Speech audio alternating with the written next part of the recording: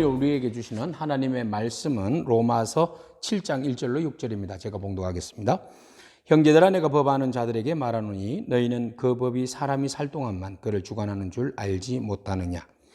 남편이 있는 여인이 그 남편 생전에는 법으로 그에게 매인 바 되나 만일 그 남편이 죽으면 남편의 법에서 벗어나느니라. 그러므로 만일 그 남편 생전에 다른 남자에게 가면 엄려라.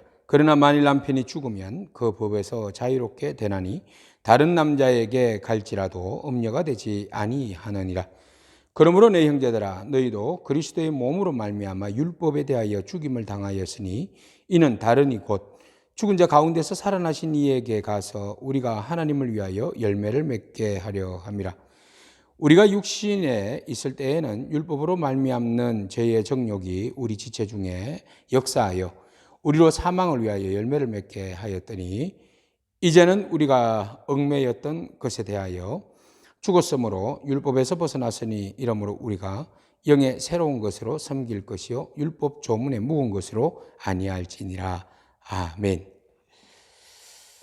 오늘 본문 말씀에서 율법의 효력에 대해서 말하고 있습니다. 율법이 언제까지 그것이 효력을 발휘할 수 있는가라는 것이죠. 그래서 이 율법의 효력은 사람이 살고 있는 동안에, 살아있는 동안에만 적용이 된다는 것입니다. 그래서 사람이 죽으면 그 법은 이제 효력이 없이 효력이 끝나버리는 겁니다. 자, 본문에서 이런 이야기를 합니다. 사람이 살 동안에만 그가 그 율법이 주관하게 되는데요. 한 예를 듭니다. 한 남편에게 아내가 있었는데 그 여인이 아내가 남편으로부터 벗어날 수 있는 유일한 길은 바로 남편이 죽을 때입니다.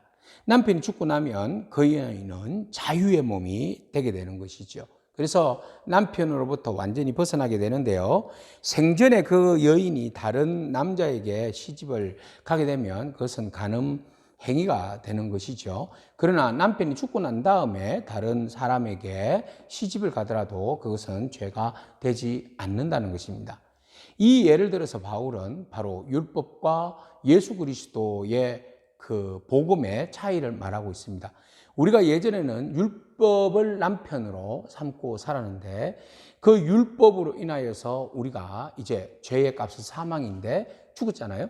그래서 예수 그리스도와 함께 옛 남편, 율법과 더불어서 우리가 죽었고 죽은 것으로 이제 율법하고는 완전히 빠빠이 한 거죠. 이제 분리가 된 겁니다. 그런데 우리가 죽음으로 끝난 것이 아니라 율법으로 인하여서 죄에 대해서 죽고 그리스도와 함께 우리가 다시 살아나게 된 것이죠. 그래서 그리스도와 함께 살아남으로 인하여서 우리는 그리스도에 속하게 된 것이죠. 율법에 대해서는 죽은 몸이 되었고 그리스도와 함께 다시 살아남으로 인하여서 우리는 그리스도를 남편으로 맞이하게 된 겁니다. 자, 우리가 사망에서 생명으로 다시 살아나게 함으로써 우리가 하나님의 영광을 위하여서 하나님을 위하여서 우리가 이제 열매 맺는 삶을 살게 된 것이죠. 오랫동안 우리는 율법에 얽매여서 살아왔었습니다. 율법의 기능이 무엇입니까? 율법은 나쁜 건 아니죠. 하나님이 주신 완벽한 법조항입니다. 그러나 율법이 나쁜 것이 아니라 율법을 지키려고 하는 사람의 연약함이죠. 그래서 사람은 율법을 완벽하게 지킬 수 없잖아요. 그래서 열심히 노력하면 노력할수록 사람은 늘 언제나 죄를 알게 되고 죄를 깨닫게 되고 죄밖에 없는 내 인생을 발견하게 될 뿐입니다.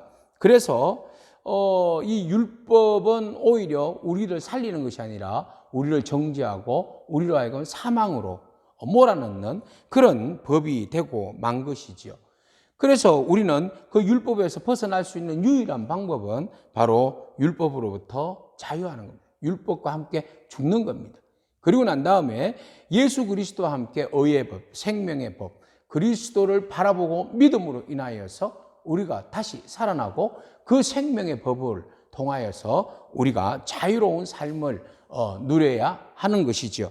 그래서 5절에 우리가 육신에 있을 때에는 율법으로 말미암아 죄의 정욕이 우리 지체 중에 역사하여 우리로 사망을 위하여 열매를 맺게 하였더니 율법에 있을 때는 우리가 아무리 노력해도 생명의 열매가 아니라 사망의 열매를 맺었어요. 율법의 조문이 끊임없이 우리를 정죄하기 때문입니다. 그래서 그 정죄함으로 인해서 죄를 알면 알수록 나는 죽었구나. 결국은 사망 선고를 받게 되는 것이죠. 그러나 이제는 우리는 그 율법의 조문에 의해서 매이는 것이 아니라 우리에게 새로운 법이 생겼는데 바로 그것은 율법에서 벗어나 새로운 영의 지배를 받게 한 것인데 바로 성령의 법입니다. 예수 그리스도로 인하여서 우리가 다시 죽었다가 살아남으로 우리는 예수에 속하게 되었는데 예수에 속한 자에게 하나님께서 생명의 성령의 법을 주셔서 이제 자유로운 삶을 살아가는 능력과 방법을 제시해 주셨다는 것입니다. 그러므로 인하여서 우리는 이제 율법에서 완전히 벗어나서 새로운 법, 성령의 법에 의해서 그리스도의 지체가 되어서 믿음으로 살아가게 되는 것이죠. 새 삶을 주심으로 인하여서 이제 우리는 하나님을 섬기며 살게 되는 것입니다. 사랑하는 성도 여러분, 이제 더 이상 율법에 매이지 않기를 축복합니다.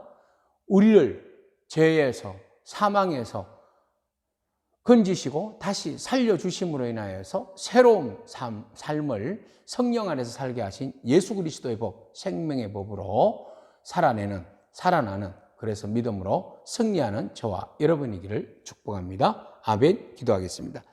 하나님 감사합니다. 우리가 죄에서 벗어날 수 있는 길을 전혀 찾지 못하고 오히려 그 죄에서 벗어나려고 율법의 조문을 지키면 지킬수록 우리의 죄가 드러나고 우리에게 내려지는 것은 사망 선고밖에 없음을 보았습니다. 하나님, 이 사망의 법에서 벗어날 수 있는 유일한 길을 제시하여 주심을 감사합니다. 그리스도와 함께 우리가 십자가에서 죽고 그리스도와 함께 다시 살아남으로 인하여서 하나님의 영광을 위하여서 열매를 맺게 하신 주님, 그 열매를 맺게 하시기 위하여서 우리에게 성령의 법을 주셔서 성령의 순종함으로 전혀 다른 새로운 삶을 살게 하시니 감사합니다. 그 주님의 뜻을 헤아려 오늘도 믿음으로 승리하며 살게 하옵소서. 예수님의 이름으로 기도합니다. 아멘. 오늘도 율법에 매인 삶이 아니라 성령으로 자유로운 삶을 누리는 저와 여러분이기를 축복합니다. 승리하십시오. 아멘.